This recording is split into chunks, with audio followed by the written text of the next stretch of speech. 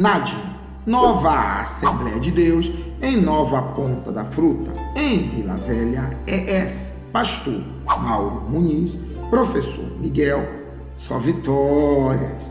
A paz do Senhor, meus amados irmãos, queridos ouvintes da Palavra de Deus. Estamos aqui para lecionar acerca de mais uma revista de Escola Bíblica Dominical. Lição é essa que estamos estudando nesse trimestre: dons espirituais e ministeriais, servindo a Deus e aos homens com poder extraordinário. E essa lição, ela teve como comentarista o nosso pastor Elinaldo Renovato de Lima. E nesta oportunidade estaremos estudando acerca da lição número 8, o ministério de evangelista. Texto áureo: mas tu, se sóbrio em tudo, sofres aflições, faze a obra de evangelista, cumpre o teu ministério. 2 Timóteo, capítulo 4, versículo 5. Verdade prática nos diz: o evangelista proclama o pleno evangelho de Cristo com ousadia. É um arauto de Deus no mundo. Leitura bíblica: Atos, capítulo 8, versículo 26 a 35 e Efésios, capítulo 4, versículo 11. Objetivo geral: mostra a singularidade do ministério do evangelista na vida da igreja. Pois bem, meus queridos irmãos, aqui quando nós estamos vendo acerca da lição número 8, o ministério do evangelista, nós vemos aqui no nosso texto áureo, fazendo um paralelo entre o texto áureo e a verdade prática.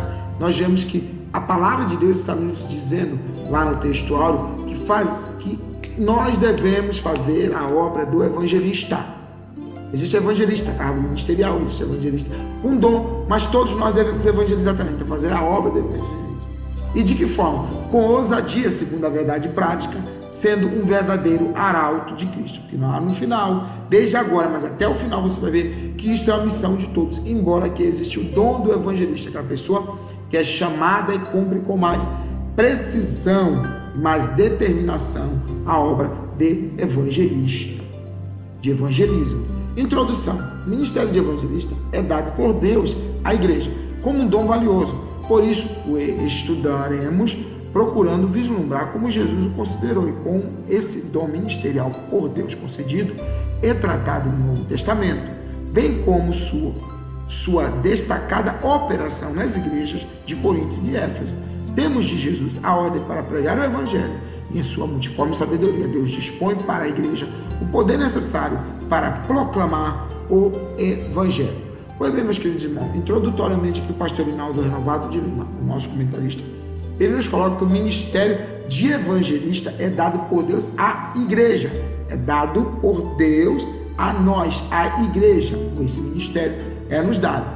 Então, temos de Jesus, embora que tenha um ministério, tenha um dom, mas temos de Jesus também a ordem para pregar o evangelho em sua multiforme sabedoria, né? A igreja com poder, e Deus tem preparado a igreja para pregar esse evangelho, essa palavra, essa mensagem, essas boas novas de salvação, com poder e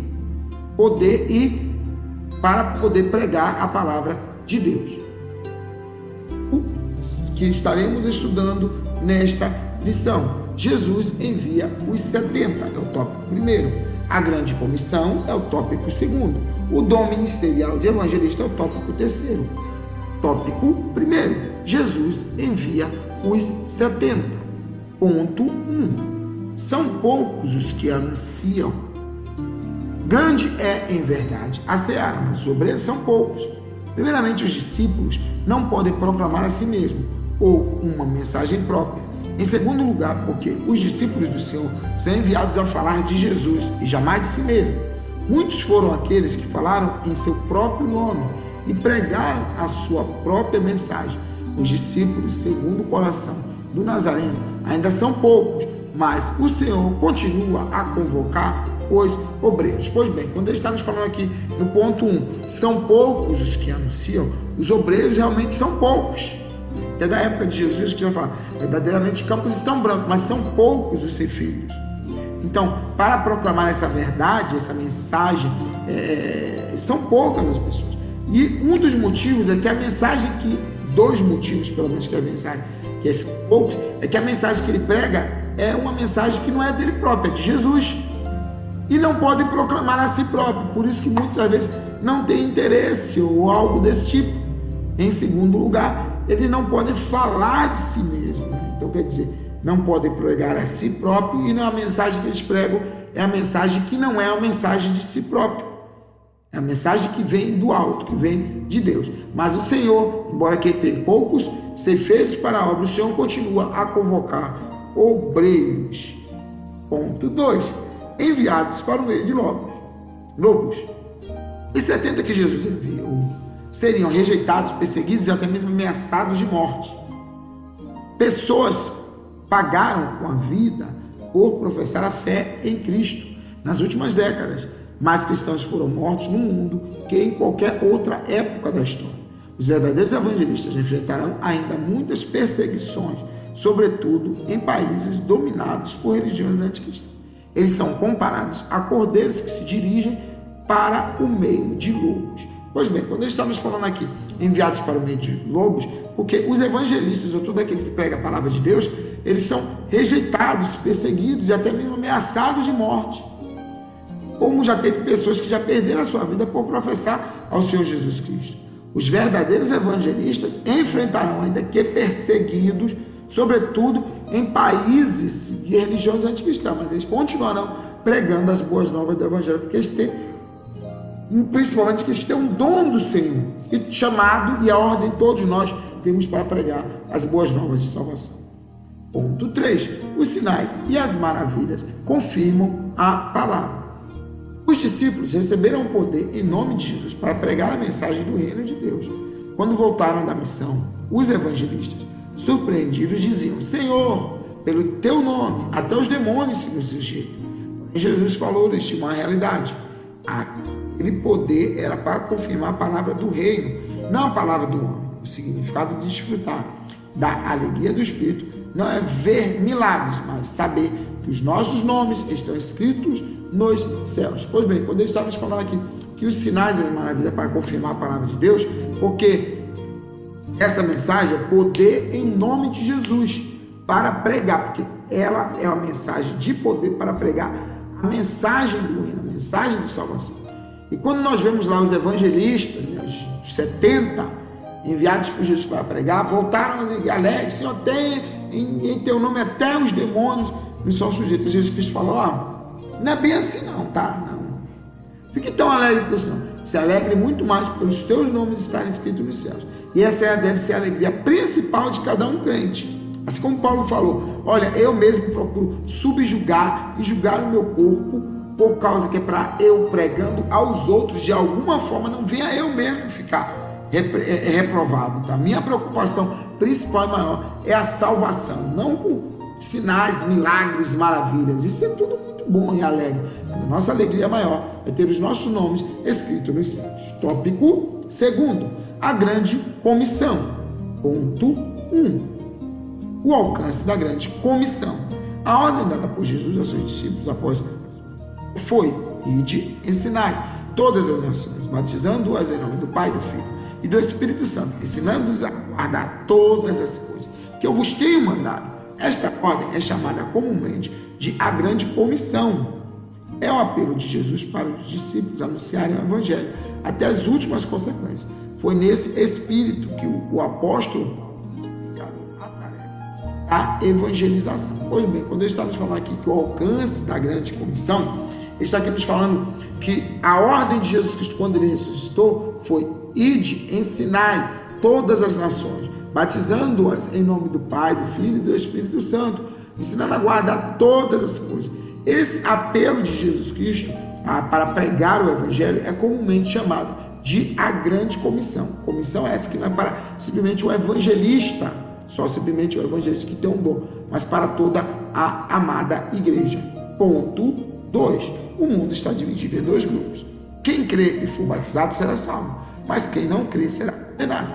Aqui o Evangelho de Marcos destaca que há 2 grupos de pessoas diante da mensagem de Jesus: os que creem e os que não creem acerca da salvação.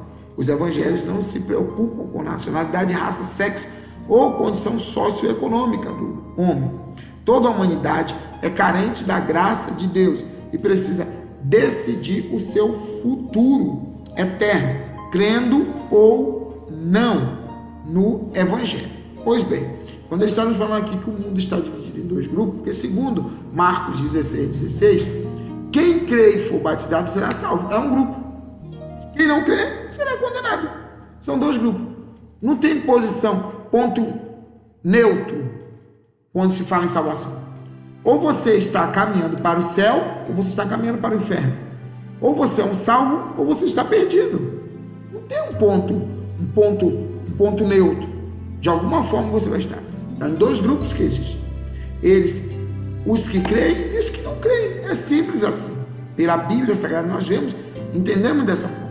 Acerca da salvação, os evangelhos não se preocupam com nacionalidade, raça. Ah, não, que é minha nacionalidade que não deixa, é meu sexo, é minha raça. Não, nada disso. Independente de tudo isso, de posição socioeconômica, toda a humanidade carece da graça do nosso Deus e tem que aceitar Jesus Cristo como único e verdadeiro suficiente para ser salvo, ser perdoado dos seus pecados, ser salvo e ter uma vida eterna.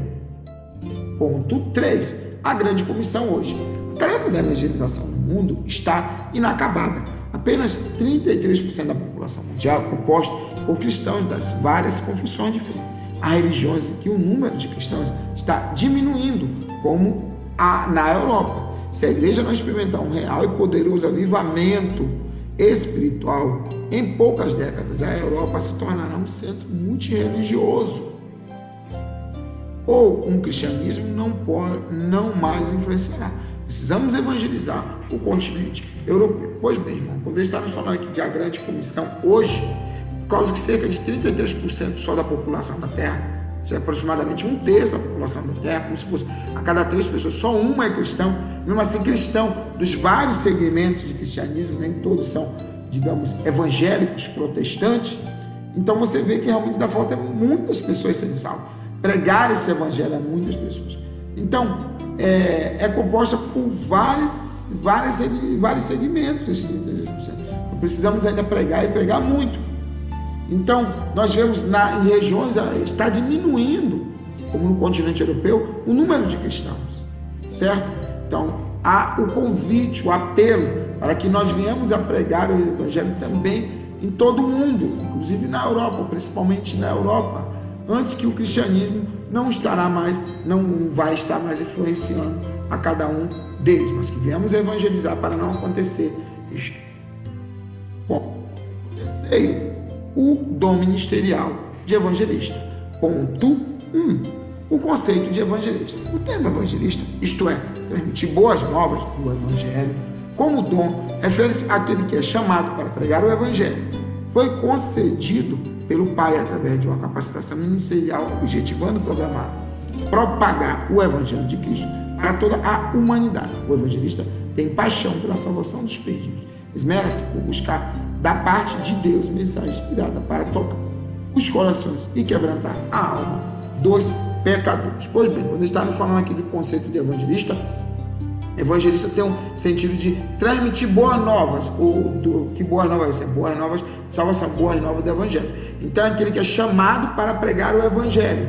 Por quê? Porque a palavra evangelista é transmitir boas novas de salvação. Então é aquele pessoa que é chamado para pregar o evangelho, objetivando propagar, né, este evangelho em todos os 4 cantos da terra. Então o evangelista é uma pessoa que de Deus já é preparado com paixão pela salvação dos perdidos, né? E ele inspira e toca os corações também, já que ele é uma pessoa tocada, ele consegue também tocar em Cristo, em Deus, por Deus e em Cristo, por aquela pessoa que está precisando de salvação. As almas são tocadas e também são anunciadas a salvação em Cristo Jesus. O papel do evangelista. O evangelista é, por excelência, o pregador das boas novas. É de sua mensagem, vidas são alcançadas, conduzidas a Deus. Muitas vezes, o evangelista torna-se um plantador de igrejas, como tem ocorrido em diversos lugares do Brasil e do mundo afora. Um evangelista cheio de graça de Deus poderá tocar corações com a mensagem do evangelho, de modo tão convincente que leva o povo a crer e acatar as boas novas da salvação e ao Salvador Jesus. Pois bem, quando a gente está aqui nos falando sobre o papel de evangelista, né, por excelência, ele já é um pregador. Do jeito que eu falei, Deus prepara ele com esse dom, com esse preparo, né? Então ele torna-se automaticamente um plantador de igreja, por causa que ele começa a pregar, e se ele tiver realmente aquela dedicação profunda que Deus dá a ele para pregar o evangelho, vai pregar em outros lugares e acaba, consequentemente, abrindo igrejas, criando igrejas, expandindo o evangelho, né, de salvação. Então, a sua mensagem toca o coração, a mensagem do evangelho toca o coração das pessoas, que assim ele é preparado por Deus para fazer isso. Ponto 3. A finalidade do ministério do evangelista. O evangelista tem por finalidade preparar os santos do Senhor para uma vida de serviço cristão, bem como a edificação do corpo de Cristo. Por isso, espera-se que o fundamento do seu ministério seja Jesus. Não pode haver outro fundamento senão Cristo. O evangelista deve também ser sensível à voz do Espírito Santo. A exemplo de Filipe, o obreiro deve ser obediente ao Senhor, seja para pregar à multidão, seja para falar a uma única pessoa. Entendes tu que lê? Atos capítulo 8, versículo 30. Pois bem, meus queridos, a finalidade do evangelista, a finalidade é preparar os santos do Senhor para uma vida de serviço cristão. Então, quer dizer, ele prega a mensagem, a pessoa é salva, ele também acaba preparando aquela pessoa para servir ao Senhor nosso Deus. Para a edificação do corpo de Cristo, ele vai preparando o corpo de Cristo também para isso. Espera-se que o fundamento do seu ministério seja sempre Jesus. Jesus é o fundamento, ele é um dos pilares da igreja, no sentido de estar anunciando a salvação e preparando pessoas para fazer a obra de Deus. Então, o evangelista deve ser também sensível, um coração sensível, à voz do Espírito Santo de Deus. Então, assim como foi Filipe era um homem que estava preparado, assim também o evangelista deve ser preparado para pregar a multidões, pregava entre multidões, mas um dia ele foi tomado de um lugar, foi lançado em outro e encontrava-se simultaneamente em uma rua para pregar apenas para uma alma. E ele perguntou para aquela pessoa que estava lendo a Bíblia na hora, aquele eunuco da rainha de Candace, quando ele perguntou para ele, entendes tu que lê? Então, o que mais importante que para nós temos que estar preparados para pregar o evangelho de salvação, não só para uma multidão, mas também para apenas uma pessoa, se houver necessidade, nós pregarmos o evangelho de salvação. Conclusão: o dom ministerial de evangelista é concedido por Deus a algumas pessoas conforme o propósito do Espírito Santo para o fortalecimento e edificação das igrejas. Isto, porém, não significa desobrigar os crentes do labor da evangelização. Todo seguidor de Cristo tem sua caminhada cristã firme compromisso de propagar a mensagem do evangelho, e deste compromisso não pode se apartar em um único milímetro. Que Deus levante mais evangelistas para a sua seara. Pois bem, meus queridos irmãos, como está nos falando aqui o comentarista, pastor Rinaldo Renovato, na conclusão, evangelista é concedido por Deus, é Deus que concede evangelista esse dom ministerial para a igreja, prepara ele e dá para a igreja. Embora que não somos desobrigados, muito pelo contrário, nós somos desobrigados a pregar o evangelho, muito pelo contrário, nós temos que pregar o evangelho de paz, de salvação, de amor. Todo seguidor de Cristo tem que pregar a mensagem de Deus. Embora aqui temos o evangelista que tem esse dom, mas temos também que pregar o evangelho de salvação. Deus levante mais e mais evangelistas para a sua seara. É o nosso clamor, o nosso apelo. E que também nos use para pregar o evangelho, independente de termos este dom ou não. Dito isto, chegamos a mais um final de lição de Escola Bíblica Dominical. Lição essa nesse trimestre que estamos estudando dons espirituais e ministeriais. E neste oportunidade, neste domingo, estivemos estudando acerca do ministério do evangelista. Domingo que vem estaremos estudando acerca do ministério de pastor. E daqui até lá, do jeito que eu costumo sempre dizer, é só vitórias!